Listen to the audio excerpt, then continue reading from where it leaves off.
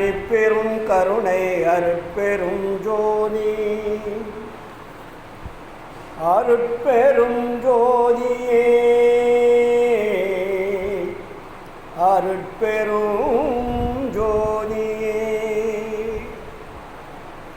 என்னாருயிரிற் கலந்து ஆடுகின்ற அருட்பெரும் ஜோதியே என்னாருயிரிற் கலந்து ஆடுகின்ற அருட்பெரும் ஜோதியே அன்பிற்கலந்து அறிவாய் விளங்கும் அருட்பெரும் ஜோதியே தெள்ளாரமுதாகி உள்ளண்ணி நிற்கும் அருட்பெரும் ஜோதியே நின்னாசை ஒன்றே என்னுள் ஆர்க்கின்றதே அருட்பெரும் ஜோதியே அருட்பெரும் ஜோதியே அருட்பெரும் ஜோதியே அருட்பெரும் ஜோதி அருட்பெரும் ஜோதி தனிப்பெரும் கருணை அருட்பெரும் ஜோதி. ஆன்மநேய ஒருமைப்பாட்டு உரிமையுடைய சகோதர சகோதரிகள் அனைவருக்கும் முதற்கண் நன்றி கலந்த வணக்கத்தையும் வாழ்த்துக்களையும் தெரிவித்துக் கொள்கிறேன். இன்று 22/9/2024 ஞாயிற்றுக்கிழமை, இந்த மாதத்தின் 4வது ஞாயிற்றுக்கிழமை. வள்ளலாரை ஈன்றெடுத்த அன்னையார் சின்னம்மையாருடைய இல்லத்தில் நாமெல்லாம் கூடி வள்ளலார் வகுத்து தந்த சுத்த சன்மார்க்கத்தினுடைய புனிதமொரு நன்னெறியினுடைய கருத்துக்களை பகிர்ந்து கொள்வதற்காக வந்திருக்கின்றோம். இங்கே வருவதால் நமக்கு ஏதாவது ஒரு பயன் இருக்க வேண்டும். பயன் இல்லை என்றால் வருவது புரோஜனமில்லாத ஆகிவிடும். அதற்கு வள்ளலார் சொல்வார், எங்கே போனாலும் ஒரு லாபம் வேணும். எந்த தொழில் செய்தாலும் லாபம் வேணும். லாபம் இல்லைன்னா அந்த தொழில் செய்து புரோஜனம் இல்லை. இன்றைக்கி உலகத்தில் இருக்கக்கூடிய எல்லா தொழிலுக்குமே எதுக்காக இருந்தாலுமே ஒரு லாபம் வேணும். ஆனால் வள்ளல் பெருமான் கண்டிப்பாக லாபம் வேணும் தான் சொல்கிறார். ஆனால் என்ன லாபத்தை சொல்கிறார்? ஆன்ம லாபத்தை சொல்கிறார். இந்த உலகில் உள்ளவர்கள் எல்லோரும் பொருள் லாபத்தை போற்றி மகிழ்ந்து கொண்டிருக்கிறார்கள். பொருள் லாபம் கிடைக்கின்ற வரையில் அருள் லாபம் என்பது கிடைக்காது. பொருள் லாபத்தினுடைய முடிவு மரணம். அருள் லாபத்தினுடைய முடிவு மரணமிலா பெருவாழ்வு. இப்போ இந்த ரெண்டு நமக்கு இருக்கிறது. எதை தேர்ந்தெடுக்க வேண்டும் என்பதை நாம் தான் நிச்சயம் செய்து கொள்ள வேண்டும். பொருள் லாபம் வேண்டுமா, அருள் லாபம் வேண்டுமா? சார் ரெண்டு லாபம் தானே, இந்த உலகத்தில் ரெண்டு தான் இருக்குது, எப்படி பெறுவதுன்றதெல்லாம் இப்போ ஒரு பெரிய பிரச்சனையாக இருக்குது. ஏன்னா இந்த உலகம் தோன்றிய காலத்திலிருந்து, அருளாளர்கள் தோன்றிய காலத்திலிருந்து எல்லாருமே என்ன சொல்லிட்டு போயிருக்காங்க?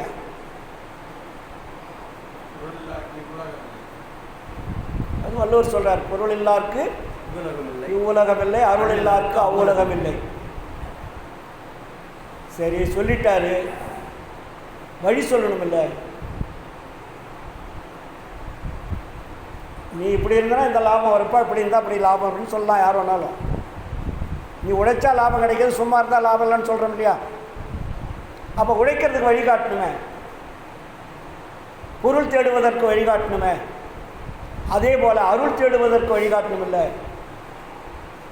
ரெண்டுக்கும் வழி இருக்குது. பொருள் தேடுவதற்கு வழி இருக்குது, அருள் தேடுவதற்கு வழி இருக்குது. இதைத்தான் வள்ளல் பெருமான் நமக்கு தெளிவுபடுத்துகிறார். பல்லாயிரம் ஆண்டுகளாக மரணம் என்பது இயற்கை என்று நினைத்தார்கள். மரணம் என்பது இயற்கை என்று நினைத்து கொண்டிருந்த சமுதாயத்திற்கு மரணம் என்பது செயற்கைன்னு சொல்ல வந்தவர் தான் வள்ளலார். தப்பாலே சகத்தவர் சாவே துணிந்தார். மரணம் எதனால் வருது? தவறு செய்வதால் வருகிறது. அப்போ இந்த உலகத்தில் பிறந்தவர்கள் எல்லாம் இறந்து கொண்டே இருக்கிறார்கள். அப்படி என்றால் எல்லோரும் தவறு செய்து கொண்டே இருக்கிறார்கள் என்பதுதான் பொருள். யாராயிருந்தாலும், நமக்கு எத்தனை அருளாளர்கள் வழிகாட்டி இருந்தாலும் அத்தனை பேருமே மாண்டு போனால் தவறு செய்தவர்கள் தான். அது ஒன்றும் மாற்று கருத்துக்கு இடமே இல்லை. ஆனால் வள்ளல் பெருமான் வந்துதான் இங்கே வாழ்க்கையை மாற்றி அமைக்க சொல்லி இறைவனால் அனுப்பி வைக்கப்படுகிறார். ஒரு மனிதனுடைய வாழ்க்கை எப்படி மாற்றி அமைத்து கொள்ள வேண்டும், இதுவரையில் மனித வாழ்க்கை மாற்றி அமைத்து கொள்ளக்கூடிய வழியை சொன்னவர்கள் எல்லாருமே தப்பாக சொல்லிட்டு போயிட்டாங்க. ஏன்னா அவர்கள் உண்மையை சொல்லியிருந்தால் வள்ளலார் வர வேண்டிய அவசியம் இருந்திருக்காது. ஏன்னா அவர் உண்மையை வள்ளலார் சொல்லும்போது இவர் எதுக்கு வரணும்? எதுக்கு கடவுள் இவர் அனுப்பணும் நமக்கு இல்லையா? அப்போது நம்ம யாருன்னே தெரியாமல் தான் வாழ்ந்துட்டு இருக்கிறோம். ஆளாளும் கொண்டு சொல்லிட்டு இருக்கிறோம். சொல்பவர்கள் நிறைய பேர் இருக்கிறார்கள். சொல்பவர்களும் கடைபிடிக்கவில்லை, கேட்பவர்களும் கடைபிடிக்கவில்லை இல்லையா? ஆனால் சொல்பவர்கள் கடைபிடித்தால்தான் கேட்பவர்கள் கடைபிடிப்பதற்குண்டான வாய்ப்பு கிடைக்கும். அது முன்னாடி இருந்த அருளாளர்களாம் சொல்லியிருக்கிறார்கள், வாழ்க்கையில் கடைபிடிக்கவில்லை. வள்ளல் பெருமான் வந்துதான் சொல்லியதோடு மட்டுமல்லாமல் வாழ்க்கையில் கடைபிடித்து வெற்றி கண்டு சொல்லுகிறார். அதனால்தான் என்போர் இவ்வுலகம் பெறுதல் வேண்டுவனே இல்லைங்களா?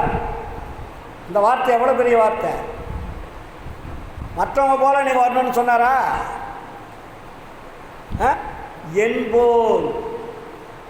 என்போல் இவ்வுலகம் பெறுதல் வேண்டுவனே, எவ்வளோ பெரிய வார்த்தை அது! ஏன் அதை சொல்கிறாருன்னா, நம்ம யாருன்னே இன்னும் தெரிஞ்சுக்காமல் இருக்கோம். நம்ம யாருன்னு கேட்டால் என்ன சொல்கிறோம்? நான் ரவின்னுவார். நீங்கள் என்ன சொல்லுவீங்க? உன் பேரை சொல்லுவீங்க. அன்பர் கேட்டால் அவங்க பேர் சொல்லுவாங்க. ஆனால் எல்லாருடைய பெயரும் இறைவன் வைத்த பெயரா என்றால் இல்லை. நமக்கு நாமே நம் முன்னோர்கள் சொல்லிய பெயரை வைத்துக்கொண்டு வாழ்ந்து கொண்டிருக்கிறோம். ஆனால் இறைவன் வைத்த பெயர் ஒன்று இருக்கிறதே, அந்த பெயரை நாம் உச்சரித்தோமா? இல்லை அந்த பெயர் சூட்டுவதற்குண்டான, ஏற்றுக்கொள்வதற்குண்டான வாழ்க்கையில் வாழ்ந்து கொண்டு இருக்கிறோமா?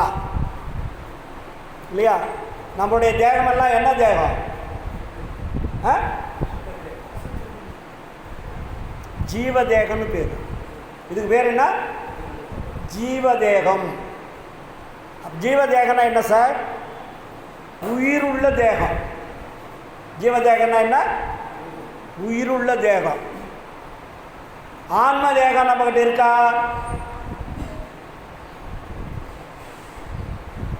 இங்கே தான் பிரச்சனையே ஆரம்பிக்குது. நாம் எல்லாம் ஜீவதேகத்தில் வாழ்ந்து கொண்டிருக்கிறோம், ஆன்ம தேகத்தில் வாழவில்லை.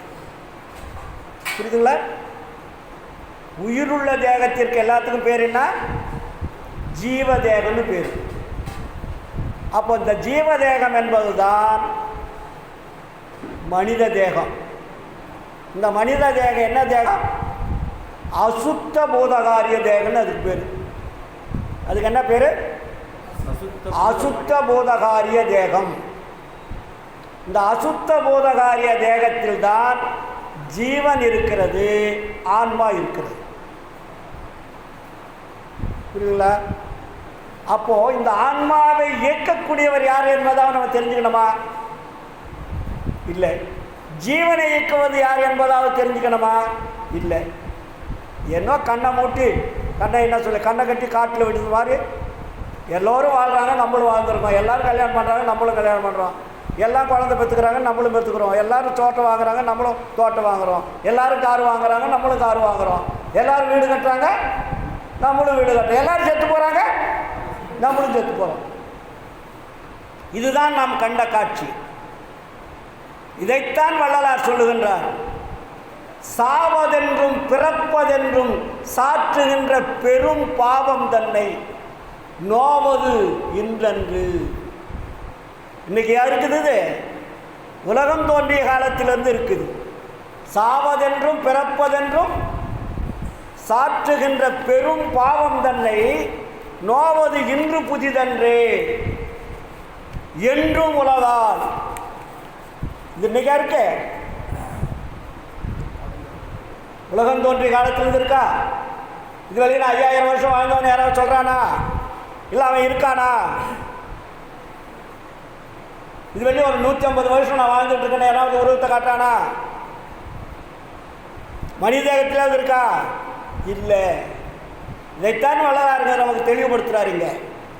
சாவதென்றும் பிறப்பதென்றும் சாற்றுகின்ற பெரும் பாவம். அது பேருனா பெரும் பாவம். பாவத்தில் சின்ன பாவம் பெரிய பாவம் பிரிக்கிறார். இது பெரும் பாவம்ன்றார் இல்லைங்களா? பெரும் பாவம் தன்னை எண்ணி நோவது இன்று புதிதன்றே. இது புதுசல்ல, என்றும் உலகால். இது உலகம் தோன்றிய காலத்தில் இருக்கு. இந்த நோவை நீக்கி, இந்த நோய் அது பேர் என்ன? மரண பெரும் பிணின்னு வரும். அதில் என்ன சொல்றாருமா? சூப்பர். எப்படி? அதே தாங்க சொல்றாரு. அதாவது சாவதென்றும் பிறப்பதென்றும் சாற்றுகின்ற பெரும் பாவம் தன்னை எண்ணி நோவது இன்று புதிதன்று என்றும் உலகால். இந்த நோயை, அது பேர் என்ன? நோய். இந்த நோயை நீக்கி ஈவது மன்றிடை நடிப்போய் நின்னாலே ஆகும். இது யாரால் ஆகும்? நின்னாலே ஆகும். மற்ற இறைவரால் ஆவது ஒன்றுமில்லை கண்டாய். அந்தோ இச்சிறியேனால் ஆவதென்னே. இது என்ன அர்த்தம்? இதுவரையில் நாம் நம்ம இயக்குபவர் யார் என்று தெரிந்து கொள்ளாமல் கண்ட கண்ட கடவுளெல்லாம் வணங்கிட்டு இருக்கிறோம். இங்கே தான் வைக்கிறார் வேட்டை. இது வெளியே உண்மையான கடவுள் நம்ம யாராவது வணங்கி இருக்கிறோமா? இல்லை, உண்மையான கடவுள் இருக்கிற இடமாவது தெரியுமா? சொல்லுங்க சார். ஆனால் நம்ம என்ன பண்ணிட்டோம்? நமக்கு வந்த முன்னாடி இருந்த பெரியவர்கள்லாம் என்ன பண்ணிட்டாங்க? ஆளாலும் ஒரு கடவுளை சொல்லிட்டு போயிட்டாங்க. அப்போ அந்த கடவுள்லாம் செத்துக்கிட்டு இருக்கிற கடவுளை சொல்லியிருக்காங்க. அந்த கடவுளாவது சாகாது இருக்காங்களா? எல்லாருக்கும் குடும்பம், குழந்தை, பெற்ற தாய் தந்தையெல்லாம் இருக்கிற கடவுள் தான் சொல்லியிருக்காங்க. குடும்பம் இல்லாத கடவுள் யாராவது சொல்லியிருக்காங்களா சார்? குடும்பம் இல்லாத கடவுள் யாராவது ஒரு கடவுள் சொல்லுங்க. என்ன? குடும்பம் நடத்துகிற கடவுள் சொல்லிட்டு போயிருக்காங்க. ஆனால் வள்ளலார் குடும்பம் நடத்துகிற கடவுளை சொல்லலை. அவர் அந்த கடவுளுடைய தன்மை என்ன? இயற்கையிலே பாசங்கள் ஒன்றுமில்லார், குணங்கள் ஏதுமில்லார், தத்துவங்கள் ஏதுமில்லார், பிறப்பில்லார், இறப்பில்லார், யாதும் திரிவில்லார், கலங்கமில்லார், வேண்டுதல் இல்லார், வேண்டாமை இல்லார், மெய்யே மெய்யாகி எங்கும் விளங்கி ஓங்குகின்ற திருச்சிற்றம்பலந்தனிலே தெய்வம் ஒன்றே கண்டி. வள்ளலார் சொன்ன கடவுள் யாரு? அருட்பெருஞ்சோதின்னு சொல்லுங்களேன் சார். வள்ளலார் கண்ட கடவுள் யாரு? அருட்பெருஞ்சோதி கடவுளை தான் அவர் கண்டார். அவருக்கு குடும்பம் கிடையாது. அவருக்கு என்ன இருக்கு? குடும்பம் கிடையாது. கை, காலு, மூக்கு, வாய், மெய் என்று சொல்லக்கூடிய ஐம்புலன்கள் கிடையாது. அப்படிப்பட்ட கடவுள் தான் நமக்கு காமிச்சிருக்கார் வள்ளலார். நம்ம கும்பிட்ற கடவுள்லாம் எப்படி இருக்காங்க? 10 தலை, 5 தலை, 4 தலை, 3 தலை, கண், மூக்கு, காது எல்லாமே பொம்மைகளாக செஞ்சு அங்கங்கே அதுக்கு ஒரு பிரம்மாண்டமான கோயிலை கட்டி உள்ள ஒரு விக்கிரகத்தில் வச்சு இதாண்டா கடவுள் போய் கும்பிடுங்கன்னு சொல்லிட்டாங்க. நம்மளும் கண்ண முடியுது என்ன பண்ணுறோம்? குருடர் கரிகண்ட கதை போல் கதைக்கின்றோம். குருடனுக்கு போய் ஒரு யானை காமிச்சா எப்படி இருக்குமா? அதுபோல குருடர் கரிகண்ட கதை போல் வணங்கிட்டு இருக்கோம். இதை முதல் மாற்ற சொல்றார் வள்ளலார். நீங்க 1000 படிச்சு விஞ்ஞானங்கள் பேசி எந்த பிரயோஜனமும் கிடையாது.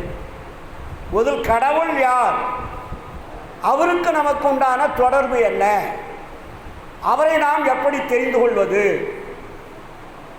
ஏன்னா அவர் தான் அருள் கொடுக்கிற கடவுள், பொருள் கொடுக்கிற கடவுள் அல்ல. இதுவரையில் நீங்கள் வணங்கி வந்த கடவுள் தான் பொருள் கொடுக்கிற கடவுள். அதனால தான் உங்களுக்கு இந்த கடவுள்கிட்ட கூட போய் ஆண்டவர் அருட்பெருஞ்சோதி ஆண்டவர்கிட்ட போய் என்ன கேட்குறீங்க? பொருள் தான் கேட்குறீங்க. என்னைக்காவது அருட்பெருஞ்சோதி ஆண்டவரே எனக்கு எந்த பொருளும் வேண்டாம், அருள் மட்டும் கொடுத்தால் போதும் யாராவது கேட்குறீங்களா? எல்லா கோயிலுக்கும் போகிற மாதிரி தான் வடலூருக்கும் போகிறோம். எல்லா கோயிலும் போய் வணங்குற மாதிரி தான் வடலூர்லேயும் வணங்குறோம். இன்னும் அங்கே உருவத்தை வணங்குறோம், இங்கே ஒளியை வணங்குறோம். இதுதான் இங்கே 2 பேர். அதுதான். ஆனால் அங்கே விண்ணப்பம் 2 இடத்துலையும் ஒன்றா தான் இருக்குது. நீங்கள் மற்ற கோயிலில் என்ன விண்ணப்பம் வைக்கிறீங்களோ அதே போல் தான் வடலூரில் வந்து சத்தியஞான சபையிலையும் விண்ணப்பம் வைக்கிறீங்க இல்லையா? ஆனால் வள்ளல் பெருமான் நமக்கு எவ்வளோ தெளிவாக சொல்கிறாருங்க. சத்திய ஞான சபை விளம்பரன்னே ஒரு கட்டுரை எழுதுகிறார். படிச்சிருக்கீங்களா? யாராவது படிக்கிறதே கிடையாது. ஏதோ 4 பேர் வந்தால் ஏதோ பேசுனாங்களா, இந்த காதில் காய்ச்சி இந்த காதில் விட்டுட்டு மறுபடியும் நம்ம தொடர்ச்சியாக என்ன வேலை செய்கிறோமோ அந்த வேலையை செஞ்சுட்டு போகிறோம் இல்லையா? அதனால தான் வள்ளலாருங்க என்ன சொல்கிறாரு, முதல்ல நம்ம அதுக்கு இருந்துட்டு அதுக்கப்புறம் விடைக்கு போவோம். நமக்கு வள்ளல் பெருமான் உழவு சொல்கிறார். வாங்க வாங்க. உழவுன்னா தெரியுமா? உழவுன்னா என்ன? அதுக்கு அர்த்தம் ரவி, உழவுன்னா என்ன? சீக்ரெட்னு சொல்கிறார் ஐயா. சீக்ரெட் தமிழ் என்ன வார்த்தை? ரகசியம். உழவு என்பதுக்கு பேர் என்ன? ரகசியம்னு பேர். போன மாதம் தான் சொன்ன உழவை சொல்லணும்னு. ஆனால் அகவல்ல வள்ளலார் உழவு சொல்லியிருக்காரு. படிச்சுக்கலாம். தினமும் தானே படிச்சுட்டு இருக்கிறீங்க. இந்த அம்மா ரெகுலராக படிக்கிறாங்க. உழவினில் அறிந்தாலுடைய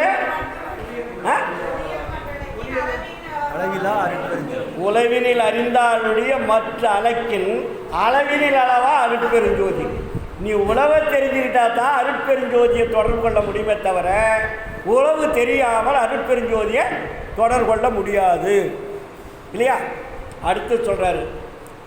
ஐயா சொன்னார். என்ன சொன்னார்? உழவுக்கு பதில் என்ன சொன்னார்? இப்போ பதில் தமிழில் எங்கள் இப்போ தானே சொன்னார். ரகசியம் சொன்னார் இல்லையா? உழவுக்கு அது தமிழ் என்ன வார்த்தை? ரகசியம். ஆனால் அடுத்து அதே கவலையில் என்ன சொல்கிறார் வள்ளலாருங்க?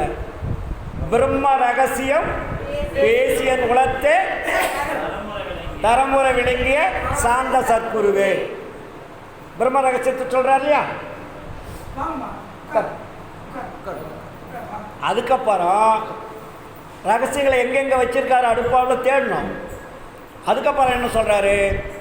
உள்ளானை கதவு திறந்து உள்ளே காண உழவு எனக்கு உரைத்தானே.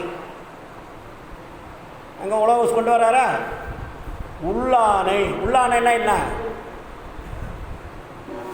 என்று இருக்கிறன்னு அர்த்தம். உள்ளானை இருக்கிறவர் மற்றவங்களாம் அழிஞ்சு போகிறவன்னு அர்த்தம். அதை வந்து ஒரு ஒரு தமிழில் ஒரு அழகாக சொல்லுவார் வள்ளலார். உள்ளானை அப்படின்னா என்றும் உள்ளவர்னு அர்த்தம். அவருக்கு அழிவு கிடையாது. மற்ற தெய்வங்களை போல கால நேரம் கிடையாது. மற்றவங்க தெய்வம் போல இந்த 5000 வருஷத்துக்குள்ளே அந்த தெய்வம் அவுட்டு. யுகங்களை 4ஆக பிரித்தாங்க நம்ம ஆளுங்க. ஒவ்வொரு யுகத்துக்கும் 5000 வருஷம் வச்சாங்க. அது மாதிரி கடவுள் இவர் அல்ல. எத்தனை யுகங்கள் வந்தாலும் இவர் தான் கடவுள். நீ எப்படி வேணாலும் கணக்கு போட்டுங்க. அதாங்க என்ன சொல்கிறார் வள்ளலார், உள்ளானை கதவு திறந்து உள்ளே காண உளவு எனக்கு உரைத்தானே, உணரார்பாட்டை கொல்லானை. நீ அவரை உணரலாம், உங்களை ஏற்றுக்குவார்? அவரு ஏற்றுக்க மாட்டார். என்பாட்டை குறிக்கொண்டானே, என்னை ஏற்றுக்கிட்டாரு. என்னை ஏற்றுக்கிட்ட கடவுள் உங்களை ஏற்றுக்கணும் இல்லையா? அப்போ என்னை ஏற்றுக்கிட்ட கடவுள் வேறு, உங்களை ஏற்றுக்கொள்ளாத கடவுள் வேறு இல்லையாங்க நினைக்கிறீங்க? ஒரே கடவுள் என்னை ஏற்றுக்கிட்டார், ஆனால் உங்களை ஏற்றுக்கல. ஏன்? உங்களுக்கு அந்த உளவு தெரியல. நீங்கள் எல்லாம் என்ன சொல்கிறீங்களே,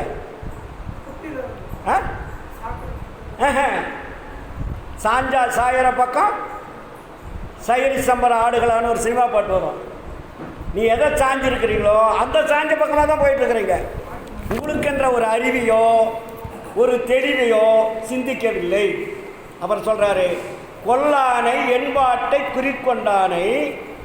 இன்னும் அடுத்துதான் முக்கியமானது, கொல்லாமை விரதமென கொண்டார் தம்மை தள்ளானை, கொலை புலையை தள்ளாதாரை தழுவானை.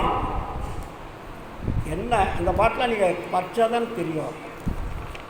எவ்வளோ அழகாக சொல்கிறார் பாருங்க.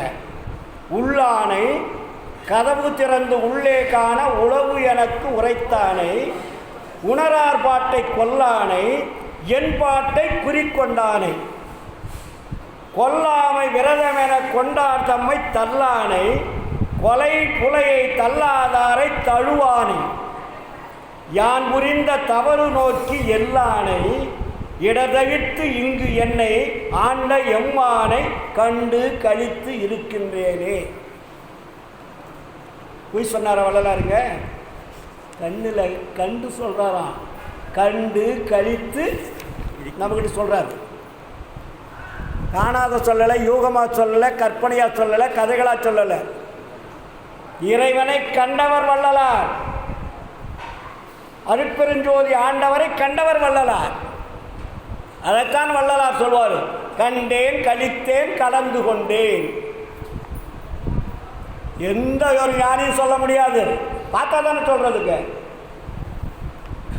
கடல் கடந்தேன் கரை அடைந்தேன் கண்டு கொண்டேன், கோவில் கதவு திறந்திட பெற்றேன் காட்சியெல்லாம் கண்டேன், உடற்கிழந்தேன் உயிர்கிழந்தேன் உள்ளமெல்லாம் தழைத்தேன், உள்ளபடி உள்ளபொருள் உள்ளவனாய் நிறைந்தேன், இடதவிக்கும் சித்தியலாம் என்பசம் ஓங்கிடவே இத்தனையும் பெற்றேனா திருச்சிற்றம்பலமே.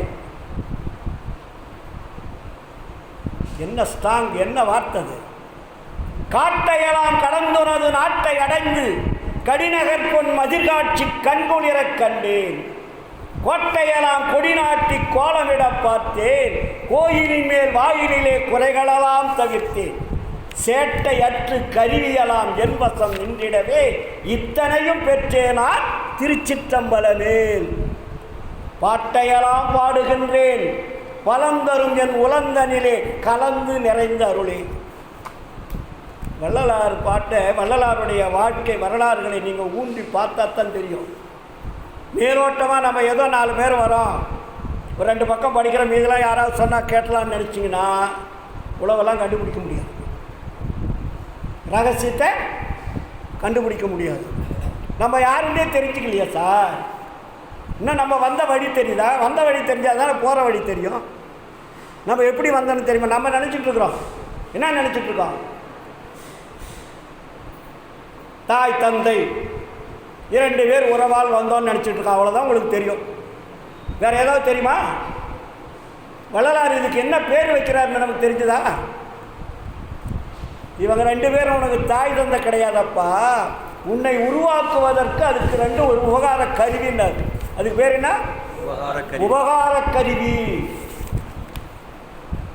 அந்த உபகார கருவி அவங்க தேவைக்காக அவங்க அனுபவிக்கின்ற பொழுது ஆன்மா என்பது அங்கே வந்துருச்சு.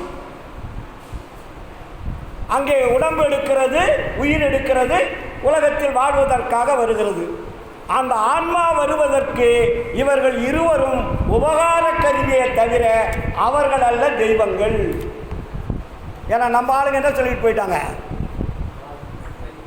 நம்ம ஆளுங்க அதுக்கு முன்னாடிலாம் என்ன சொல்கிறாங்க, தந்தை சொல் மிக்க, அதுக்கப்புறம் சொன்னாங்களா, தந்தை சொல் மிக்க மந்திரமில்லை, தாயில் சிறந்த கோயிலும் இல்லை. ஆனால் வள்ளலார் இதை உடைச்சார். அவங்க ஒரு உபகார கருவி, அவங்க தெய்வம்னா அவங்க சாகக்கூடாது. செத்து போயிட்டா எல்லாமே உபகார கருவி தான். புரியுதுங்களா? அவங்க சக்தி விண்ணப்பத்தை படிங்க சார், அதில் அழகாக எழுதியிருப்பார். அதாவது நம்ம எங்கேருந்து வந்தவன் நமக்கு தெரியுதா? முதல்ல இல்லை. தெரியுதா? யாருக்காவது தெரியுதா சார்? இதுக்கு முன்னாடி யாராவது சொல்லியிருக்காங்களா? யாரும் சொல்லலை. வள்ளலார் தான் சொல்கிறாரு.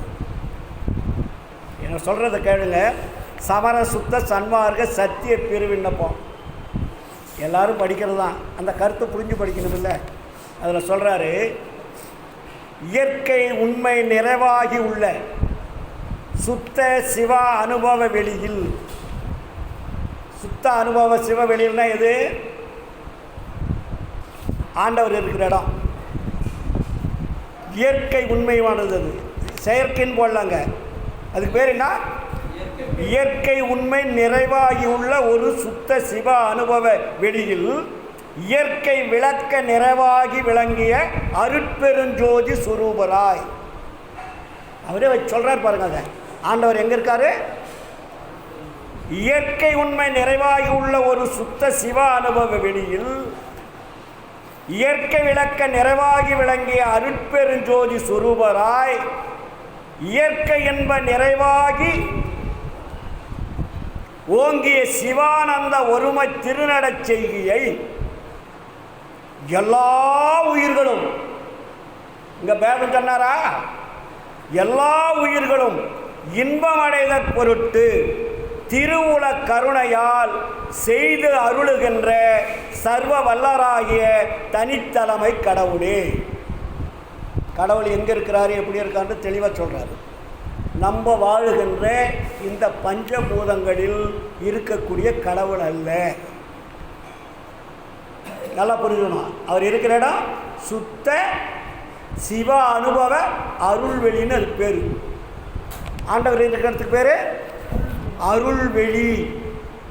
அட்டகத்தில் முதல் பாட்டா தானம்மா? அருட்பெருவெளியில் படிக்கிறீங்களா? இந்த இந்த கருத்துக்கு அங்கே விளக்கம் பாட்டில் கொடுக்குறாரா? அப்போ ஆண்டவர் இருக்கிற இடம் எது? அருட்பெருவெளி. அங்கே அறிவென்பது ஆண்டவர் இருக்கிற இடத்துல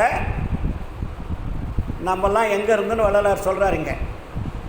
அறிவென்பது ஒரு சிறிதும் தோன்றாத அஞ்ஞானம் என்னும் பெரிய பாசாந்த காலத்தில் நெடுங்காலம் சிற்று அணு பசுவாகி அருகி கிடந்த அடியேனுக்குள் உள்ளொளியாகி இருந்து அப்பாசாந்தகாரத்தினின்றும் எடுத்து எல்லா பிறப்புடம்புகளிலும் உயர்வுடைத்தாகிய ஆறறிவுள்ள இம்மனித தேக பிறப்புடம்பில் என்னை விடுத்து பெருங்கருணை திறத்தை விடுத்த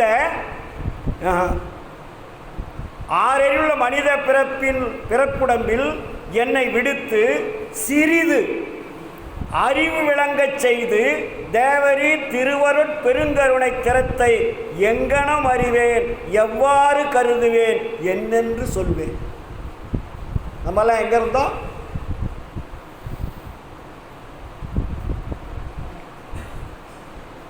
அருட்பெருவெளின்னு ஒரு இடம் இருக்குது. அது ஆண்டவர் இருக்கிற இடம். அங்கே பஞ்சபூதங்கள் கிடையாது. அங்கே என்ன கிடையாது? நான் வாழக்கூடிய இடம் பஞ்சபூதங்கள். இறைவன் இருக்கிற இடம் அருள் நிறைந்த பெருவெளின்னு அதுக்கு பேர். அருள் நிறைந்த பெருவெளி. அந்த இடத்தில் ஆன்ம ஆகாசம்னு ஒன்று இருக்காங்க. ஆண்டவருடைய இடத்துல அவருக்கு அருகாமையில்னு வச்சுங்க. என்ன இருக்கு? ஆன்மாகாசன்னு ஒரு இடம் இருக்கு. அங்கே நம்மெல்லாம் என்ன இருந்தோம்? ஆன்மாக்களாக இருந்தோம். எப்படி இருந்தோம்? ஆன்மாக்களாக இருந்தோம். அது எப்படி? சிற்றணு பசுவாகி. சிற்றன்னா கண்ணுக்கு தெரியாத துளி துளி அளவு, புரியுதுங்களா? அது மாதிரி சிற்றணு பசுன்னு அர்த்தம். சிறிய கண்ணுக்கு தெரியாத ஒரு சிறு துளி போல நாம் ஆன்மாக்கள் அங்கே இருந்தோம். அந்த ஆன்மாக்களை தான் எடுத்து என்ன பண்ணுறாரா? அது எப்படி இருந்தவா? நெடுங்காலம், அளவு கிடந்த நெடுங்காலம்னுவார். சிற்றணு பசுவாகி அருகி கிடந்த அடியேனுக்குள். அருகி கிடந்த அடியேனுக்குள்ள முன்பின் அது தெரியாது. ஆன்மாவுக்கு முன்னாடி எது பின்னாடி எது நம்ம இருக்கிற இடம் எதுலாம் தெரியாது. ஆனால் அந்த ஆன்மாவுக்குள்ள சிற்றொளி, சிறிய ஒளி உள்ளே இருக்கிறது. அந்த ஒளி தான் இறைவனுடைய அருள்மொழி.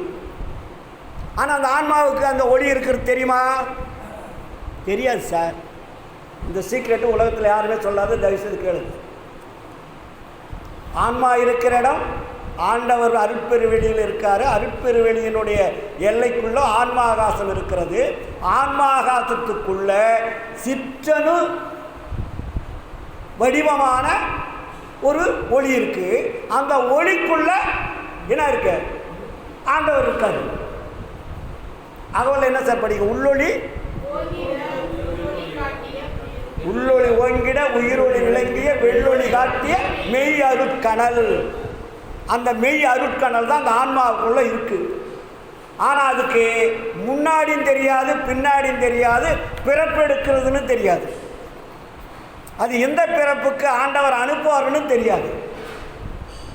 ஏன்னா அருகி கிடந்தது. முன்பின் என்பது அறியாது, முன்பின் என்பது தெரியாது. அருகி கிடந்த அடியேனுக்குள் உள்ளொளியாக இருந்து, அப்படிப்பட்டவரை அந்த ஆன்மாவை இந்த உலகத்தில் எதுக்காக அனுப்புகிறாருன்னு ஒரு கேள்வி கேட்கணும். இங்கே தான் பிரச்சனை நிறைய இருக்குது சார். கடவுள் எதுக்கு சார் படைக்கணும், கஷ்டத்தெல்லாம் கொடுக்கணும், அதுக்கு படைக்காமே இருக்கலாம்னு ஒரு கேள்வி கேட்பாங்கல்ல நிறைய பகுத்தறிவாளிகள்லாம் கேட்பாங்க. நீ கடவுள்னு சொல்கிற, எதுக்கு கடவுளை படைக்கணும்? துன்பத்தை கொடுக்கணும், அப்புறம் துன்பத்தை நம்ம நீக்கணும், அதுக்கு பாவ புண்ணியம் ஏன் பேர் வைக்கணும்? அதுக்கு ஆண்டவர் படைக்காம விட்டுலாமே, அது எதுக்கு ஆண்டவருக்கு தான் வேலையா அப்படின்னு விட கேட்குறவங்களுக்கு சமயங்கள் என்ன சொல்லிச்சு தெரியுமா? கேட்டாங்களா? அப்பயும் கேட்டிருக்காங்க. அதுக்கு என்ன சொல்லிச்சு சமயம்? இது இறைவனுடைய திருவிளையாடல்னு சொல்லிட்டான். அது பேர் என்ன? திருவிளையாடல்னு சொல்லிட்டு அதுக்கு ஒருத்தர் ஒரு கதையை சொல்லிட்டான். திருவிளையாடல் புராணம்னே இருக்கு. தண்டவாணியை கேட்டால் அக்க வேற அது வேறையா சொல்லுவார். அப்போ அந்த திருவிளையாடல் புராணம் என்பதை இவன் என்ன பண்ணிட்டான்? கடவுள் இந்த விளையாட்டுலாம் விளையாடுறாரு. ஏன்னா கடவுளுக்கு குழந்தை கறியை படைச்செல்லாம் கடவுளை படிச்சிருக்கிறோமில்ல. கடவுளை கறி கேட்டாராம். அதுக்கு யார் கறி? குழந்தைய வெட்டி கறி படைச்சிருக்கான் சார். பிள்ளை கறி கண்ட கறி உண்ட பெருமானேன்னு வரும். ஒரு கடவுள் இன்னொருத்தன் குழந்தைய சாப்பாட்டுக்காக அவனுக்கு கடவுளுக்கு தெரியாத அந்த பக்தியா, அந்த பக்தியில் தன்னுடைய பிள்ளையை அறுத்து யாருக்கும் தெரியாமல் குழம்பு வச்சு கொண்டாந்து சாப்பாடு போடுறாராம். அதான் கடவுள் சாப்பிட்றாரா? இது கதை இருக்குல்ல, இருக்கா சார்? இல்லையா சார்? இதுக்கு நம்ம போகவே வேண்டாம். அதை தான் வள்ளலார் சொன்னார். இதெல்லாம் நீங்கள் செவிமடுத்தீங்கன்னா உங்கள் மூளை கலங்கிடும். அதனால தான் வள்ளலார் என்ன சொன்னார்?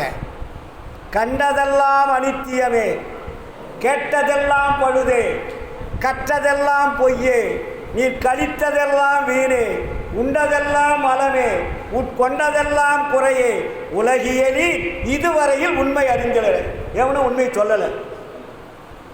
இதில் யாராவது சொல்லியிருக்காங்களா? அதனால் நம்ம என்ன பண்ணுறோம்? நம்புகிறோம். எவன் கதை சொல்கிறானோ அந்த கதையை நம்ம நம்புகிறோம். நம்புற அளவுக்கு சொல்கிறான்ல. ஏன்னா அதுக்கு இன்றைக்கி பட்டிமன்ற பேச்சாளர் பணம் வாங்கிறதுக்கு ஆயிரக்கணக்கான பேர் இருக்கான். மனிதனை திருத்துவதற்கல்ல, அதை மனப்பாடம் செய்ய மேடையில் பேசி பணத்தை பறிப்பதற்காக இன்னைக்கு லட்சோப லட்சம் ஆயிரக்கணக்கான யாரு டாக்டரேட் பட்டம் வாங்கினவங்களாம் இருக்கான். கேட்டால் நான் முனைவர்னுவான், மேடையில் வந்துக்கிட்டு கதை விடுவான். ஆனால் வள்ளலார் இங்கே என்ன சொல்கிறாரு? என்ன சொல்கிறாரு? கண்டதெல்லாம் அனித்தியமே, கேட்டதெல்லாம் பழுது, கற்றதெல்லாம் பொய்யே, நீர் கழித்ததெல்லாம் வீணே, உண்டதெல்லாம் அலமே, உட்கொண்டதெல்லாம் குறையே, உலகியலீர் இதுவரையில் உண்மை அறிந்தலரே.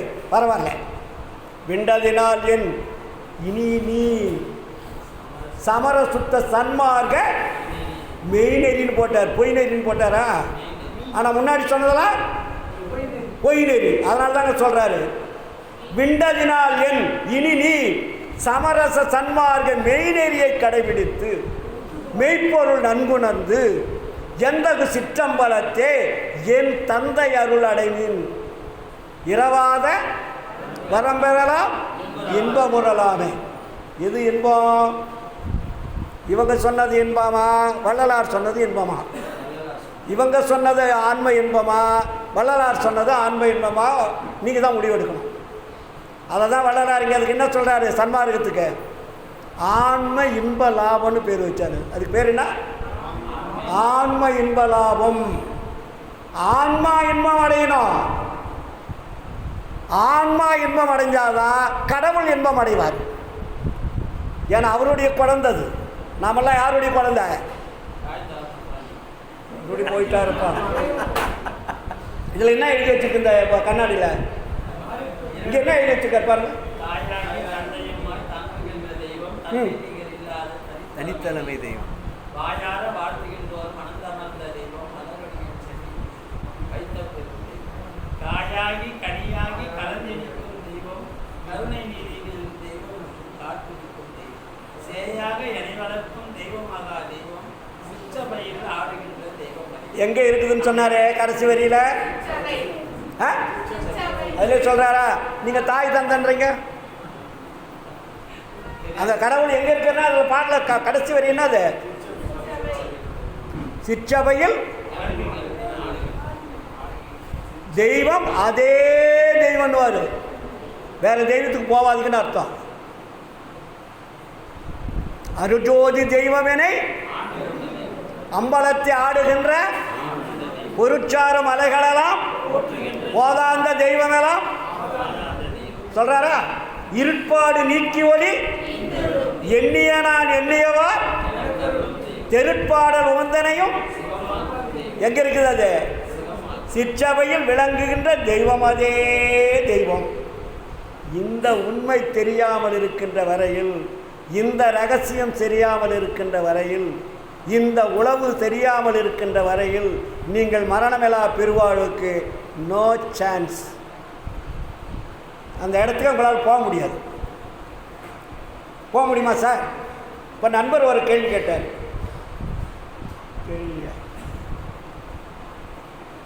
குரங்கு பிடி பூனை பிடின்னு ஒன்று சொன்னார், ஞாபகம் இருக்கா? குரங்கு பூனை பற்றி சொன்னார். குரங்கு என்ன பண்ணும்? குரங்கு குட்டி என்ன பண்ணும்? அந்த குட்டி அதே பிடிச்சி குரங்கு குட்டி பிடிச்சிக்கும். குரங்கு குட்டி போட்டால் அந்த குட்டி யாரை பிடிச்சிக்கும்? குரங்க பிடிச்சிக்கும். விடாப்புடின்னு பேர் அதுக்கு. இது எத்தனை மரம் தாவி தாவி தாவி போனாலும் அந்த குரங்க அது விடுமா? விடாது. அதுக்கு பேர் தாயை குரங்கு பிடிப்பது. அதுபோல் இறைவனை நாம் எப்படி பிடிக்கணும்? விடாமல் பிடிக்கணும்னு அர்த்தம். எப்படி குரங்கு எவ்வளோ தூரம் தாவி தாவி தாவி தாவி சென்றாலும் அந்த குட்டி அந்த குரங்கை விடாப்புடியாக பிடித்து கொண்டு இருக்கிறது. அதுபோல நாம் என்ன பண்ணோம்? இறைவனை இடைவிடாது பிடிக்க. அதுதான் வள்ளலார் சிற்றபையின் கண் இடைவிடாது தொடர்பு கொள்ளுன்னு போடுவார். கரண ஒழுக்கத்தில் என்ன போடுறாரு? உன் மனதை சிற்றபையின் கண் இடைவிடாது, அந்த கேப்பை கொடுக்கூடாதுன்றாரு. ஆனால் குரங்கு குட்டி கேட்டு வந்து விட்டுச்சுன்னா என்ன ஆகாது? கீழே விழுந்து செத்து போயிடும் ஆச்சுங்களா? ஆனால் அது இப்படி இருந்தால் இங்கே பூனைக்கும் குட்டிக்கு உண்டான விஷயம் வரும். அங்கே என்ன நடந்தது? குரங்கு குட்டி பிடிப்பது போல் பிடித்தால் இங்கே பூனை என்ன பண்ணுது? குட்டியை எங்கே கொண்டு போய் இது வைக்கணுமோ அங்கே கொண்டு போய் இது வைக்குது. அதுக்கு எந்த ஆபத்து வராத இடத்துல. எங்கள் வீட்டில் பார்த்தீங்கன்னா நாங்கள் நிறைய இதை டெஸ்ட் பண்ணியிருப்போம். எங்கள் பேத்தி என்ன பண்ணலாம், குரங்குட்டி போட்டு அந்த குட்டி நல்லா இருக்குன்னு தூக்கிட்டு வந்து இந்த ஹாலில் வச்சுருவாப்புல. இவங்க எப்படி போகிறதுக்குள்ள எப்படி தெரியுமா தெரியாது, எல்லா குட்டியும் கூட்டி போய் இன்னொரு இடத்துல பாதுகாப்பாக வச்சிடும். யாருக்குமே தெரியாது. அதுபோல நீங்கள் இறைவனை குரங்கு பிடி போல் பிடித்தால் இறைவன் பூனைக்குட்டி போல் உங்களை பாதுகாப்பார். இதுதான் அவருடைய விளக்கம். நீங்கள் அதை பிடிச்சிட்டிங்கன்னா உங்களை விடுமா? எப்படி பூனை தன் குட்டியை எப்படி பாதுகாக்குதோ, எந்த இடத்தில் கொண்டு போய் வைத்தால் அந்த குட்டிக்கு பாதுகாப்பு இருக்குமோ அதுபோல் அந்த பூனை கொண்டு போய் வைக்குது இல்லையா, அதுபோல் இறைவன் உங்களை எந்த இடத்திற்கு கொண்டு வைக்கணுமோ அந்த இடத்துக்கு கொண்டு போயிடுவார். புரியுதுங்களா? இதான் வள்ளலார் எழுதுவார். இதுக்கு என்ன நியாயம்னு போடுவார்? மர்க்கட நியாயம், மார்ச்சால நியாயம். மர்க்கட நியாயம், மார்ச்சால நியாயம்னு எழுதுறாரு. ஒரு பகுதியில் ஒரு பேர் வந்து கோன் கண்டகுடி, கோன் கொண்டகுடி. அப்போது இதெல்லாம் நம்ம எதுக்காக அந்த உபமானம் கொடுக்குறாருன்னா, நீங்கள் இறைவனை தொடர்பு கொள்ளாமல் இறைவன் உங்களை தொடர்பு கொள்வாரானா கொள்ளவே மாட்டார். விடுவாரா? ஏங்க நீங்கள் ஒன்றை தேடினா தாங்க உங்களை அவர் தேடுவார். நீங்கள் வியாபாரம் பண்ணி நீங்கள் ஒரு பொருள் போய் வாங்கி வச்சா தான் லாபம் கிடைக்கும். அப்போ இறைவன்கிட்ட நீங்கள் அருளை பெறனா இறைவனை பிடிக்கணுமா வேண்டாமா? அப்போ எந்த இறைவனை பிடிக்கணும்? உண்மையான இறைவனை பிடிக்கணும். அதை தான் இங்கே சொல்கிறாரு. ஆச்சுங்களா? அப்போது நமக்கு முன்னாடி என்ன பண்ணிட்டாங்க? பிரம்மா, விஷ்ணு, சங்கரன், மகேஸ்வரன், சதாசிவன் பல கடவுள் சொல்லிட்டாங்க. நம்ம இன்னும் அதை நம்பிட்டு தானே இருக்கோம். அப்புறம் எப்படி இந்த உலகுக்கு நீங்கள் வர்றது? அதை தான் சொல்கிறாரு. பிரம்மம் என்றும் சிவம் என்றும் பேசுகின்ற நிலைதான் பெருநிலையே. இந்நிலையில் வேதம் உண்டோ எனவே தரமறிய வினவுகின்றாய் தோழி. எப்படி கேள்வி கேட்டு அவரே பதில் சொல்றாரு பாருங்க. இது கேள், நீ சமரச சன்மார்க்க நிலை சாதியலில் அறிவாய். நீ எங்க வந்தா இந்த ரகசியத்தை தெரிஞ்சுக்க முடியும்? சன்மார்க்கத்துக்கு வந்தால் தான் தெரிஞ்சுக்க முடியும். வேற எங்கே போனாலும் தெரிஞ்சுக்க முடியாது. திறமுறவாயினும் எல்லாம் ஆதி சாந்தியனில் அறிவாய். திறமுறவாயினும் எல்லாம் ஆகி அல்லாதாகும் திருவருளாம் வெளிவிளங்க விளங்கும் தனிப்பொருளாம் சிரமுறும் ஓர் பொது உண்மை சிவ பிரம்ம முடிவே திகழ்கின்ற ஆகமம் புகழும் திறன் இதுவே கண்டாயினார். இந்த ஆகம புராண இதிகாசமெல்லாம் நமக்கு இப்படி கற்பனைகளை சொல்லி சொல்லி சொல்லி என்ன பண்ணிட்டாங்க? நம்மளுடைய அறிவை மழுங்க வச்சுட்டாங்க. அப்போ அந்த அறிவில் இருந்து நம்மளால் வெளிவர முடியல. அதில் போய் விழுந்துட்டோம். எதில் விழுந்துட்டோம்? சாக்கடையில் போய் விழுந்துட்டோம். அந்த சாக்கடையிலிருந்து நம்மளால் வெளியே வர முடியல. நீங்கள் வெளியே வந்தால் கூட அந்த சாக்கடை உங்களை இழுக்கும் இல்லைங்களா? அதனால் நம்ம என்ன பண்ணணும்? அதிலிருந்து வெளியே வர்றதுக்கு நம்ம யாரை பிடிக்கணும்? உண்மையான இறைவனை பிடிக்கணும். அதை தாங்க வள்ளலார் சொல்கிறாரு. எல்லாம் வல்ல இயற்கை உண்மை கடவுளே, உபசாரத்தால் பெற்ற தந்தை என்பான் ஒருவனது சுக்கில துளியின் கண் என்னை ஓர் பகுதி பேரணு ஊரில் பெருகி வெளிப்பட விருத்திய காலத்திலும். என்ன விளக்கம்? நான் உள்ளொளியாக இருந்து அந்த பாசாந்தகாரத்திலிருந்து எடுத்து இந்த உலகத்தில் அனுப்பி யாருக்கிட்ட கொண்டு போகிறாங்க? மற்ற பிறப்பெல்லாம் விட்டுட்டாரு. அது சொன்னால் உங்களுக்கு புரியாதுன்னு மனித பிறப்புக்கு சொல்கிறாருங்க.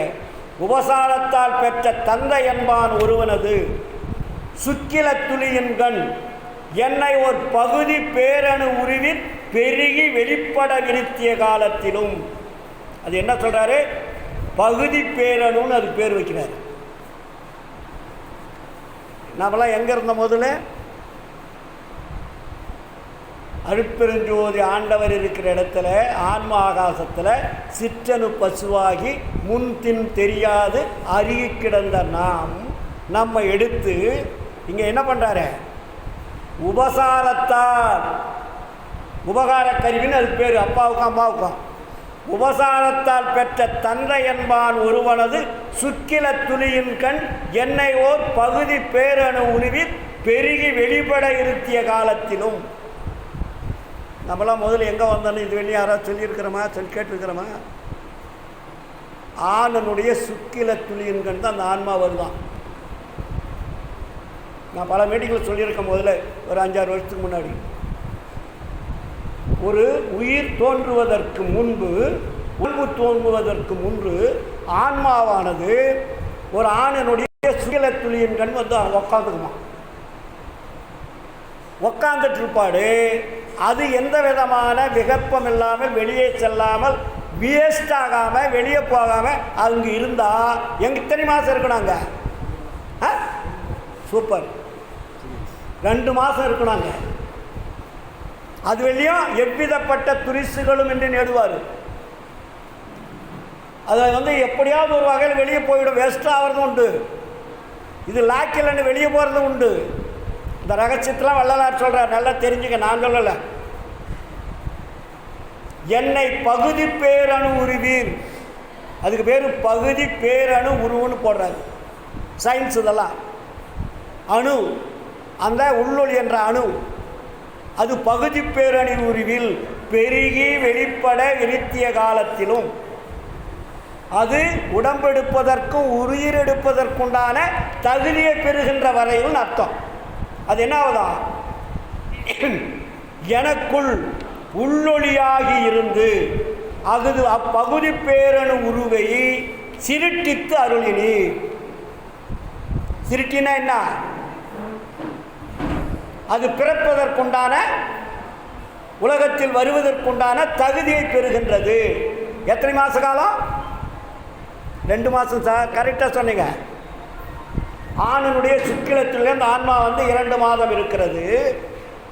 அன்றி புறத்தில் யாவராலும், பிரம்ம சொன்னல, புறத்தில் யாவராலும் சகிக்கப்படாத அதன் அருவருப்பையும் அசுத்தத்தையும் தீநாற்றத்தையும், அதன் அருவருப்பையும் அசுத்தத்தையும் தீநாற்றத்தையும் சகித்து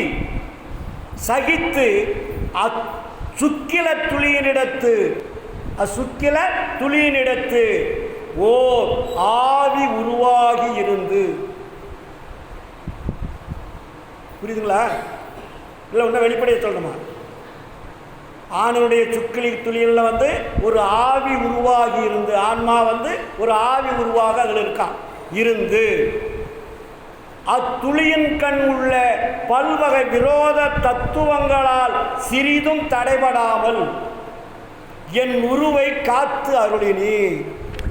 என்னுடைய அப்பனா ஆன்மாவை காத்து அருளினி. யார்? அம்மா அப்பாவை காத்து அருள்னாங்க, இறைவன் அங்கே அர்த்தம். அருளினீர் அன்றி அங்கனம் அரும்பிய ஆன்ம சக்தி கலைகள் வெளிப்பட விளக்கி வளர்த்து அருளினீர் சொல்லிட்டார் அவர். ஆன்ம சக்தி கலைகள் எங்கே வருது? சுக்கில, ஆணனுடைய சுக்கிலத்தலின் வந்து ஆன்மா வருது ஆச்சுங்களா. அடுத்து சொல்கிறாரு, நம்ம தாயாகி தந்தைன்னு சொன்ன படிச்சிங்கள, அதுக்கு முன்னாடி நம்ம அன்னையும் பிதாவும் முன்னறி தெய்வம் ஆலயம் தொழுவது சாலம் நன்றெல்லாம் நமக்கு எடுத்து போனாங்கல்ல, அதெல்லாமே இங்கே அப்படியே மைனஸ் பண்ணுறார் வள்ளலாருங்க. அடுத்து சொல்கிறாரு, உபசாரத்தால் பெற்ற தாய் என்பவள், தாய் என்பால் ஒருத்தியன் சோடித திரளில் என் உருவை சேர்க்கும் வரையில். இதெல்லாம் எவ்வளோ பெரிய விஷயத்தை வள்ளல் பெருமான் எவ்வளோ தெளிவாக சொல்கிறாரு. நம்ம அதெல்லாம் ஊன்றி படிக்கிறோமா? முதலே அங்கே சுக்கில துளியன்கள் அது என்ன அணுவு? பகுதி பேர் அணுன்ற அதுக்கு பேர். அதுக்கு பேர் என்ன? பகுதி பேர் அணு உறுதி. அங்கே சொல்லிட்டார். இங்கே என்னன்றாரு? உபசாரத்தால் பெற்ற தாய் என்பால் ஒருத்தியன் சோனித திரளில் என் உருவை சேர்க்கும் வரையில் அப்போது என் உருவை சிறைப்பதற்கு எதிரிட்ட துரிசுகள் எல்லாவற்றையும் நிக்கிரகம் செய்தருளினீர். இங்கனம் புரிந்த தேவரி திருவருட் பெருங்கனை திறத்தை எங்கனம் அறிவேன், எவ்வாறு கருதுவேன், என்னென்று சொல்வேன். நம்ம யாருன்றதை நம்ம தெரிவிக்காதே இப்படி தானே நம்ம பேசிகிட்டு இருக்கிறோம் எல்லாரும். ஆனால் வள்ளலார் என்ன சொல்கிறாரு, இந்த உருவை நீ எடுப்பதற்கு, இந்த உருவை நான் எடுப்பதற்கு எந்தெந்த வகையிலெல்லாம் என்னுடைய உள்ளொளியாக இருந்து என்னை காப்பாற்றி கொண்டு வந்த இறைவா, உனக்கு நான் எப்படி உன்னை பற்றி போற்றுவேன், எவ்வாறு கருதுவேன், என்னென்று துதிப்பேன், என்னென்று சொல்வேன்றார். ஆச்சுங்களா? புரியுதுங்களா இல்லையா? புரியுதாமா? என்னவோ புரியுது. அடுத்து சொல்றாரு, எல்லாமுடைய இயற்கை விளக்க கடவுளே, எல்லாமுடைய இயற்கை விளக்க கடவுளே, தாய் கருப்பையில் சோனித திரளில் சேர்த்து என்னை ஓர் பூத பேரணு உருவி. அங்க என்ன உருவு? பகுதி பேரணு உருவு. இங்க என்ன சொல்றாரு? ஒரு பூத பேரணு உருவி. என்ன அதெல்லாம் உங்களுக்கு அந்த சீக்ரெட்லாம் யார் சொல்ல போகிறாங்க? நீங்கள் எப்படி தெரிஞ்சுக்க போகிறீங்க, எப்படி உங்களை உணர போகிறீங்க, எப்படி நீங்கள் அருளை பெற போகிறீங்க, எப்படி மரணமெல்லா பெருவாழ் வாழ போகிறீங்கன்னு நினச்சா எனக்கே இங்கே கதி கலங்குது.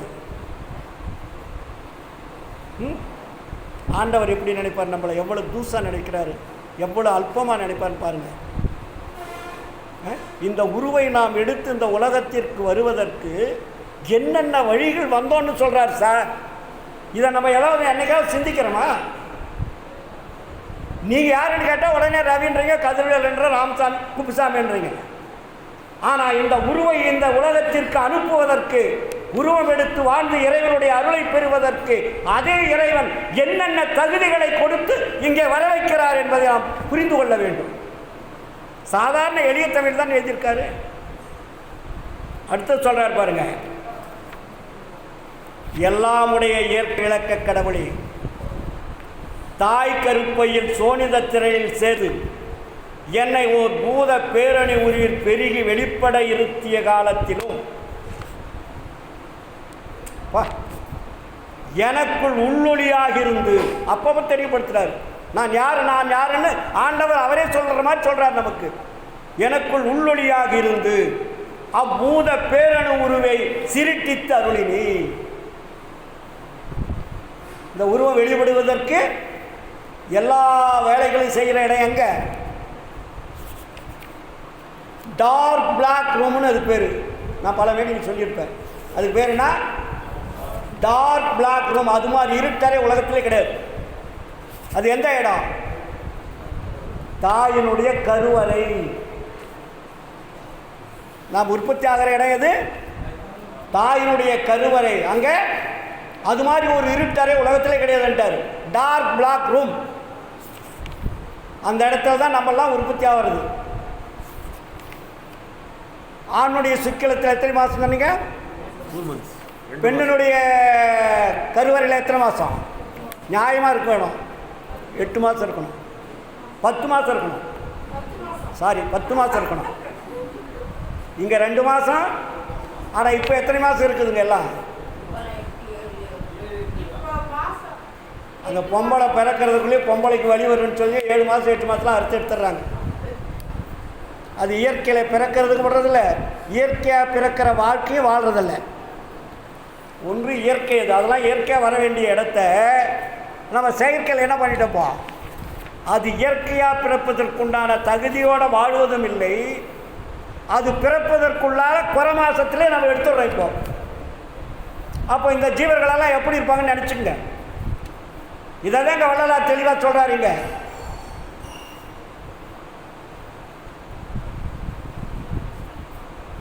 அதாவது எல்லாமுடைய இயற்கை விளக்க கடவுளே, தாய் கருப்பையில் சோனித திரையில் சேர்த்து என்னை ஓர் பூத பேரணு உருவில் பெருக வெளிவிட இருத்திய காலத்திலும் எனக்குள் உள்ளொளியாக இருந்து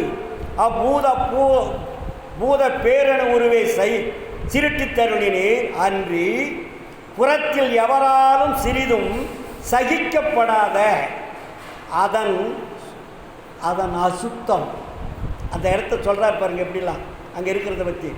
அதன் அசுத்தம், அருவெறுப்பு, துர்க்கந்தம்.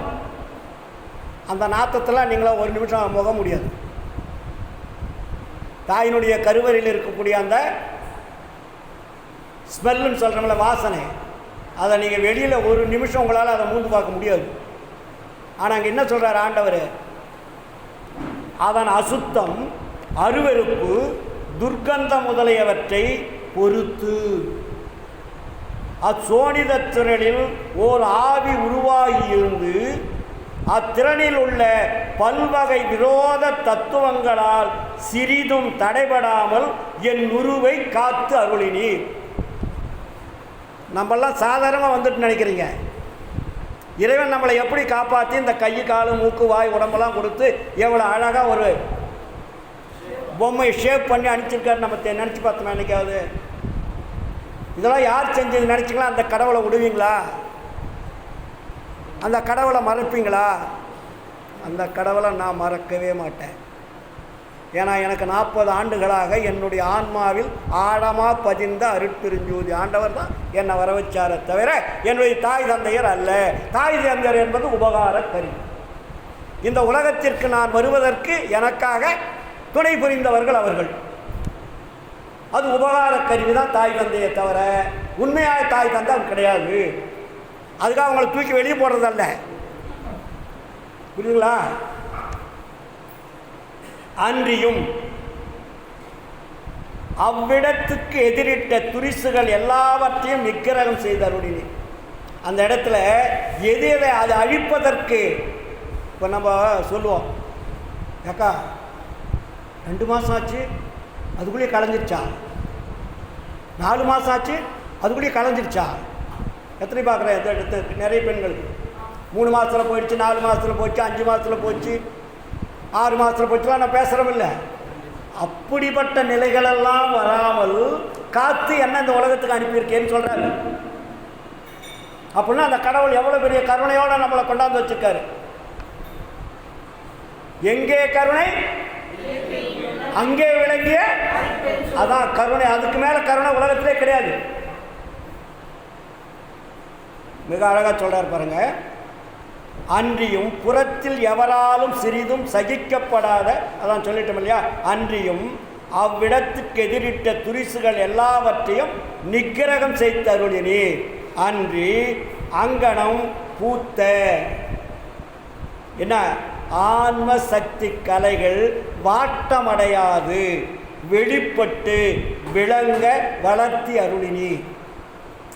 இந்த கதிர்வேல் என்ற உருவத்தை எந்த குறையும் இல்லாமல் தாயினுடைய தந்தையினுடைய சுக்கிலத்தில் வந்து தாயினுடைய சோனிதத்திரத்துக்குள்ளே போய் கருவறையில் விழுந்து 10 மாதம் அந்த உருவங்களெல்லாம் சிற்பங்களெல்லாம் எப்படி செதுக்கணுமோ அப்படி அழகழகாக செய்து எந்த குறைபாடும் இல்லாமல் இந்த உலகத்தில் என்னை வர வைத்து இப்போ 72 ஆண்டுகளாக எல்லாரிடத்திலும் பெறக்கூடிய ஒரு சூழ்நிலை இறைவன் எனக்கு கொடுத்துருக்காருன்னா நான் அந்த இறைவனை மறக்கலாமா? அந்த இறைவன் தானே என்னை காப்பாற்றிட்டு வர்றாரு. எங்கள் அம்மா அப்பா காப்பாற்றுறாங்க. எங்கள் அம்மா 5 மாதத்துல செத்து போயிட்டாங்க. அது ஒரு கதை. எங்கள் அப்பா 6வது படிக்கும்போது செத்து போயிட்டாரு. அவங்க எப்படி என்னை காப்பாற்றுவாங்க? இன்னைக்கு வெளியே என்னை காப்பாற்றி வந்தது யாரு? என்னுள் அமர்ந்து இசைக்கின்றார். வள்ளலார் சொல்வார், குறித்து உரைக்கின்றேன் இதனை கேள்வின் இங்கே வம்மின் கோணுமன குரங்காலே நாணுகின்ற உலகி வெறித்த உம்மால் ஒரு வயனும் வேண்டுகிறேன் எனது மெய்யுரையை பொய்யுரையாய் வேறு நினையாதி. பொறித்த மதம் சமயம் எல்லாம் பொய்யே அவற்றில் புகுதாதி. செரித்திடு சிற்றவை நடத்தை தெரிந்து துதித்திடுவின் சித்தியலாம் இத்தினமே சத்தியம் சேர்ந்திடுவேன்னு சொன்னார். எங்க துதிக்க சொன்னாரு? நான் இங்க இருக்கிறேன்பா என்ன துதிங்கன்னு சொல்றாரு. நீங்க எங்க போயிட்டு இருக்கிறீங்க? சிற்றவை நடத்தை தெரிந்து துதித்திடுவின் சித்தியலாம் இத்தினமே சத்தியம் சேர்ந்திடுவேன். இறைவன் என்னுள்ளிருந்து இசைக்கின்றான். என்னுள்ள இருந்து இசைச்சிட்டு இருக்கான்ல, என்ன பேச வச்சுட்டு இருக்கான் யாரு? என்னுடைய உயிர் நின்று போச்சு, ஆன்மா அடங்கி போச்சு, நான் பேச முடியுமா? இன்று பேசுகிறேன் என்றால் என்னை இயக்குவர்கள் என்னுடைய அப்பாவா, என்னுடைய அம்மாவா, என்னுடைய மனைவியா, என்னுடைய பசங்களா, என்னுடைய குழந்தைகளா, பேரம்பேத்தியா? என்னை இன்ற இடத்தில் இயக்கிக் கொண்டிருப்பவர் என்னை படைத்த இறைவன், அருட்பெருஞ்சோதி ஆண்டவன். அந்த உணர்வு வரணும். அந்த உணர்வு வராமல் நீங்கள் மரணமில்லா பெறுவதற்கு சான்ஸே கிடையாது. அப்பா யாருன்னு தெரியாது, வந்த வழி யாருன்னு தெரியாது. நீ எப்படி போய் நீங்கள் மரணமில்லா பெறுவாள் ஆண்டவர் கொண்டாந்து உங்களுக்கு அருளை கொடுத்துட்டு போயிடுவாரா? தகுதி வேண்டாமா? அருளை பெறக்கூடிய தகுதி வேணுமில்ல. ஒரு எக்ஸாம் எழுதுறதுக்கு எவ்வளோ தகுதி கேட்குறாங்களா இல்லையா? இதைத்தான் வள்ளலார் சொல்லுகிறார். முதலினி உடம்புரு வகையறி, உயிர் வகையை அறி, உடல் வறுக்க உண்டு நிதம் உறங்குதற்கே அறிந்தி, மடம்புகு பேய் மனத்தாலே மயங்குகின்றி மத்தை வசப்படுத்தும் வடிதுரை கற்றறி, இடம்பெறு பொய் வாழ்க்கையிலே இன்பம் துன்பம் அடுத்தே எண்ணி எண்ணி இழக்கின்றே ஏழை உலகீரே. நடமுரியன் தனித்தந்தை வருகின்ற தருணம் இது, நன்னியது நன்னுவினோ புண்ணியம் சார்வீர். நீ உடம்பு வந்த வழியும் உயிர் வந்த வழியும் தெரியாமல் இருக்கின்ற வரையில் ஆண்டவர் யார் என்பது உன்னால் தெரிந்து கொள்ள முடியும். ஆண்டவரை யார் என்று தெரிந்து கொள்ளாது இருக்கின்ற வரை அருளை எப்படி பெற முடியும்? பெற முடியுமா சார்? அதனால்தான் வள்ளலார் சொல்றாரு, பண்ணாத தீமைகள் பண்ணுகின்றீரே,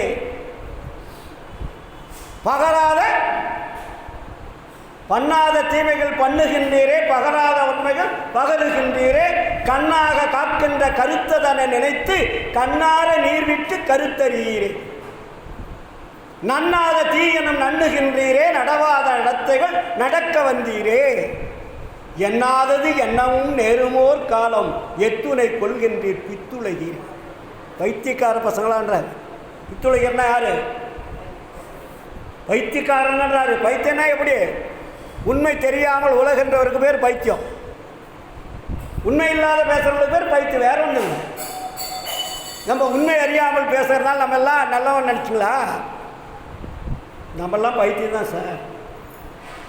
அதனால தான் சொல்றாரு, ஆற்றிலெல்லாம் வருவது முன் அனைவோடு அறி, அகங்கார பேய்பிடித்தீர் ஆடுதற்கே அறிவி, கூற்று வருங்கால அதற்கு எது புரிவி, கூற்று தைத்த சேவடியை போற்ற விரும்பீரே, வேற்றுரைத்து வினைவெறிக்கு வெளிகின்ற உலகி, வீணுலக கொடுவழக்கை விட்டு விட்டு வம்மின் சாற்றுவக்க எனது தனித்தந்தை வருகின்ற தருணம் இதுதான். சத்தியம் சத்தியம் சத்தியம் சொல்றாரு. சத்தியம் வச்சு சொன்னாரு, நம்புறீங்களா? அப்போவும் நம்ம பேச்சு தான் கேட்குறோமே தவிர நாளைக்கு எல்லாத்தையும் விட்டுட்டு போயிட்டா எதை கொண்டு போக போறீங்க? பாடுபட்டி பயனறி பாக்கரைத்து கடுத்தி பட்டதெல்லாம் போதும் பரமர் வருதலும் ஈடுகட்டி வருவீரேல் இன்ப மிக பெருவி என்மை உரைத்தேன் அல்ல நான் உண்மை உரைத்தேன். சார், நேற்று என் நண்பர் சொன்னார் வாட்ஸ்அப்பில், அசையும் சொத்து அசையா சொத்துக்கள் எல்லாமே உயிர் அசையாத போது எங்கே இருக்கும் என்று தெரியாது. உங்கள்கிட்ட அசையும் சொத்து இருக்கு, அசையா சொத்து இருக்கு, ஆனால் உயிர் அசைகின்ற வரையில் தான் அது தெரியும். உயிர் அசைய நின்று போச்சுன்னா இப்படிப்பட்ட நிலையில் வாழ்ந்து கொண்டு இருக்கிறோமே, நம்ம ஏதாவது கொண்டு போக முடியுமா? கொண்டு போகிறதா தான் நீங்கள் தாராளமாக நீங்கள் சம்பாதிக்க தப்பே கிடையாது. நாளைக்கு போச்சுன்னா என்ன நம்மளால் கொண்டு போக முடியுமா? நாளைக்கு ஒரு நாளைக்கு உங்கள் வீட்டில் உங்களை வச்சிருப்பாங்களா? இது வழி இவ்வளோ சொத்து சம்பாதிச்சு வச்சாங்கல்ல, கோடி கோடியா. அப்பா சம்பாதிச்சு வச்சார் சார், செத்துட்டாருன்னு வச்சுங்க.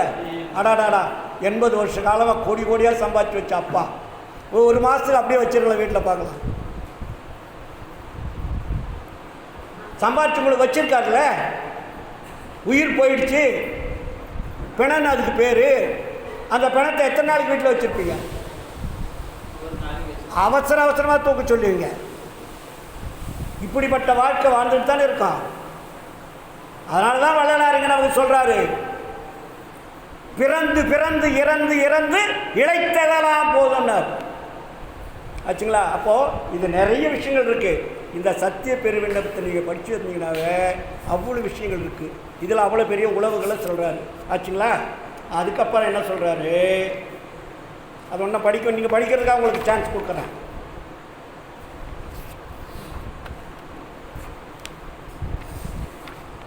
இப்போது நம்ம ஆண்டவர் யார்? அருட்பெருஞ்சோதி ஆண்டவர் தெரியுதா இல்லையா? சரி, தெரிஞ்சாச்சு. அப்புறம் ஞான சபை கட்டுறாரு வள்ளலார். எது கட்டுறாரு? ஞான சபை எதுக்குமா கட்டுறாரு?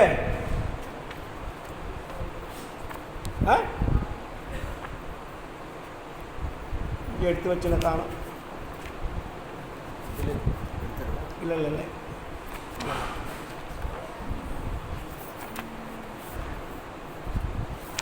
சத்திய தர்மசாலத்தை எந்த மாதம் கட்டுறாரு?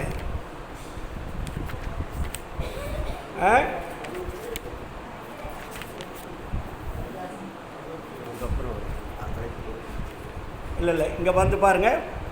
முதல்ல சாலை விளம்பரம்னு கொடுக்குறாரு. எப்போ?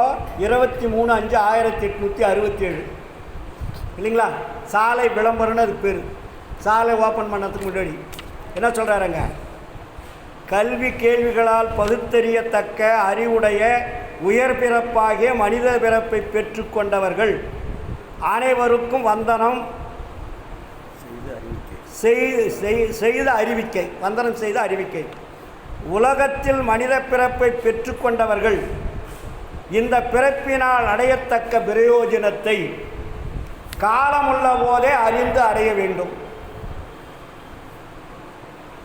எவ்வளோ அழகாக பாடல்லாம் ஆயிரக்கணக்கான பாடல்களை சொல்கிறாரு. நம்மளுக்கெல்லாம் பாடல் படிக்க தெரியாது, ஒரு நடையிலையும் சொல்கிறாரு. என்ன சொல்கிறாருங்க? காலமுள்ள போதே அறிந்து அடைய வேண்டும். ஆச்சுங்களா? அதுக்கப்புறம் அந்த பிரயோஜனம் யாதெனில் எல்லா அண்டங்களையும் எல்லா கோணங்களையும் எல்லா பொருள்களையும் எல்லா ஜீவர்களையும் எல்லா செயல்களையும் எல்லா பயன்களையும் தமது பரிபூரண இயற்கை விளக்கமாகிய அருசக்தியால் தோன்றி விளங்க விளக்கம் செய்விக்கின்ற இயற்கை உண்மை வடிவனராகிய கடவுளின் பூரண இயற்கை இன்பத்தை பெற்று எக்காலத்தும் எவ்விடத்தும் எவ்விதத்தும் எவ்வளவும் தடைபடாமல் வாழ்கின்ற ஒப்பற்ற பெரிய வாழ்வை அடைவதே இந்த மனித பிறப்பினால் அடையத்தக்க பிரயோஜனம் என்று அறிய வேண்டும். 7வது புரியுதுங்களா? இதை மட்டும் முடிச்சிடலாம். மனித தேகத்தினுடைய பிரயோஜனம் என்னன்னு சொல்கிறாரு நமக்கு. இங்கே யாராவது படிக்கிறீங்களா? இயற்கை இன்பத்தை பெற்று தடைபடாமல் வாழ்கின்ற அந்த பெருவாழ்வை எதனால் அடைய வேண்டும் எனில் கேள்வி கேட்டு அவரே பதில் சொல்கிறார். கடவுளின் இயற்கை விளக்கமாகிய அருளை கொண்டே அடைய வேண்டும் என்று அறிய வேண்டும். யாருடைய இது வேணும்? கடவுளுடைய அருளை பெற்று. வேற எதனாலே நீ அடைய முடியாது. கடவுள் இயற்கை விளக்கமாகிய அருளை எதனால் பெறக்கூடியுமெனில் கேள்வி அவரே கேட்டாரா? அவரே கேள்வி கேட்டு பதில் சொல்றார். கடவுளின் இயற்கை விளக்கமாகிய அருளை எதனால் பெறக்கூடுமெனில் ஜீவகாருண்ய ஒடுக்கத்தினால் கடவுளை பெற கூடுமல்லாது வேற எந்த வழியாலும் சிறிதும் பெறக்கூடாது என்று உறுதியாக அறிய வேண்டும். கடவுளுடைய அருளை எதனால் பெற முடியும்? ஜீவகாருண்யத்தினால் மட்டும்தான் அறிய முடியும். அப்போது இங்கே தான் இங்கே பிரச்சனை நம்ம ஆரம்பிக்குது. ஜீவகாருண்யம் என்ன நினச்சிட்டு நம்ம சாப்பிட்றது மட்டும் நினச்சிட்டு இருக்கோம்.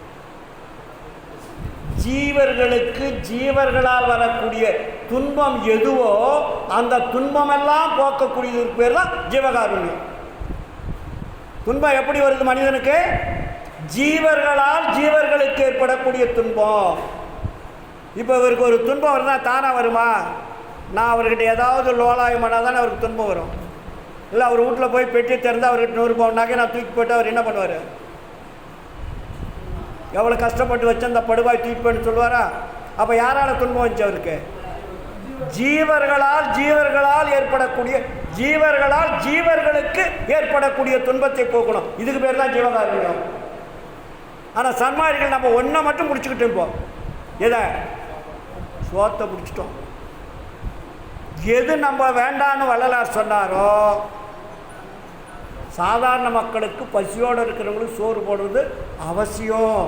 ஏன்னா அவங்களுக்கு எதுவும் தெரியாது. சன்மாரிகள் என்ன பண்ணணும்? சோறு சாப்பிட்டா செத்துடிங்கடா அப்படின்றார் வள்ளலார். இங்க சோற்றாசையோடு காம சேற்றாசைப்படுவாரை துணிந்து கொள்ள கூற்றாசைப்படும். நீ பசித்தவன் சாப்பிடலாயா, அவனுக்கு சோறு போடு. ஆனால் நீங்கள் சன்மாரிகள் உனக்கு என்ன வாழ்வு வேணும்? இன்மை என்ப வாழ்வும் அருமை என்ப வாழ்வு பேரின்ப வாழ்வு என்ற அந்த ஆன்மலாப வாழ்க்கை வாழக்கூடிய தகுதி அடைஞ்சவன் நீ 3 வேளை சோறு தின்னுக்கிட்டு இருந்தா என்ன ஆகும்? என்ன வரும்? மரணம் வரும். அதை தான் வள்ளலார் சொல்றாரு. ஈரமும் அன்பும் கொண்டு இன்னருள் பெற்றேன் என்மார்க்கம் இரவாத சன்மார்க்கம் தோழி. காரமும் மிகு புளி சாரமும் கைப்போடே உட்போடே கசப்போடே கூட்டி ஊரமுது உண்டு ஒழியாதே அந்தோ ஆரமுது உண்டு என்னோடு ஆடேடி பந்து அருட்பெருஞ்சோதி கண்ட ஆடேடி பந்துன்னார் இல்லைங்களா? அப்போ நம்ம யார்கிட்ட நம்ம தொடர்பு வைக்கணும்? இறைவன்கிட்ட தொடர்பு வையா, சோத்திர தொடர்பு வைக்காத. இறைவன் இடைவிடாது நினைக்கின்ற பொழுது உங்களுக்கு பசி வராது சார். பசி என்ற ஞாபகம் இருந்தால் தானே பசி வரும். பசி என்ற ஞாபகமே இல்லைன்னா எப்படி பசி வரும்? அப்போ இறைவனை இடைவிடாது தொடர்பு கொள்ளுகின்ற பொழுது இறைவன் உங்களுக்கு கொடுப்பார். நான் பசித்த போதெல்லாம் தான் பசித்ததாகி நல்லுணவு கொடுத்துவனை செல்வமுற வளர்த்தாய். வான்பதிக்கு நெடுப்பாக்கும் கிடைப்பதறிதான் எழுதுவார். ஆச்சுங்களா? நேராச்சு. இதனுடைய தொடர்ச்சி அடுத்த மாதம்